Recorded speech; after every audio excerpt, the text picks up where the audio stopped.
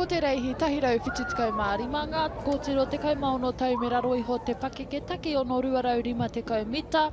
Another final e te whānau, te takere te wahanga. Waiheke kei te ara tuatahi, St. Joseph's Māori Girls College. Waka tipu kei te ara tuatoru, te Kōpuku High School, Lytton High School, Hamilton Girls High School, Horowhenua College. Manurewa kei te ara tuawaru, Sacred Heart Girls College, te kura kaupapa Māori o te ara hou, Wainui o Mata High School, Whanganui City College, me College te Paopao kei te ara tua ngā huru mā toru.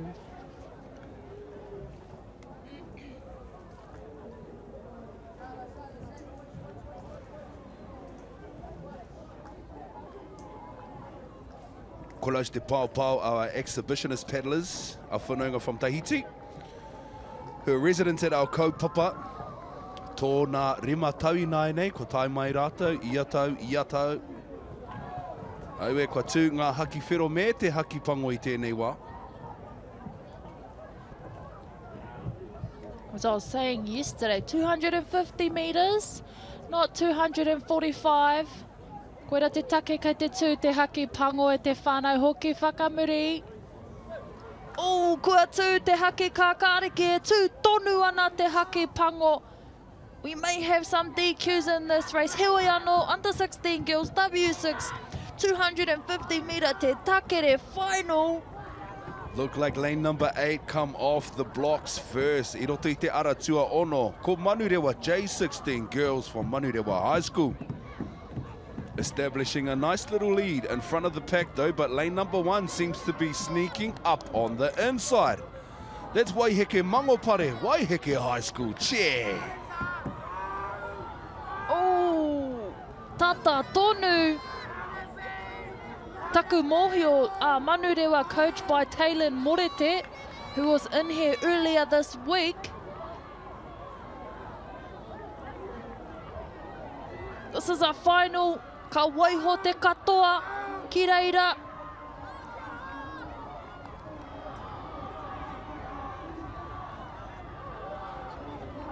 Lane 8, Manurewa.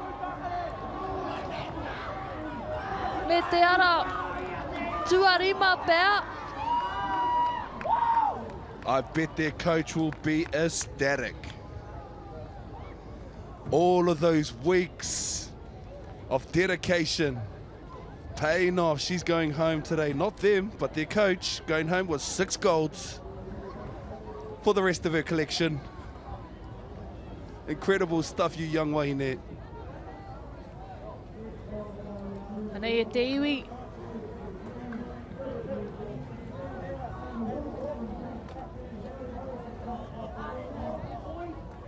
That's the start of the replay at Te Whānau.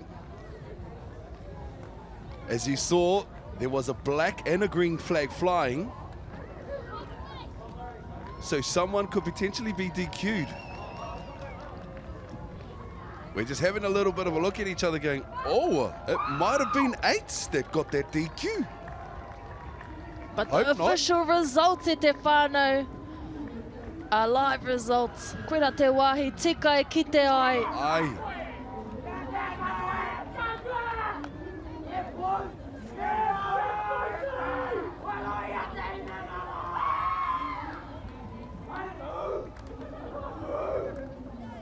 There's our results there. Manurewa 16 girls, your champions with a time of 1 minute 13 seconds, 0.06. 1 minute 14 seconds, 0.66 wins to Lytton Mareikura. And a third position for Horowhenua Kura Haupo Kohine with 1:14.74.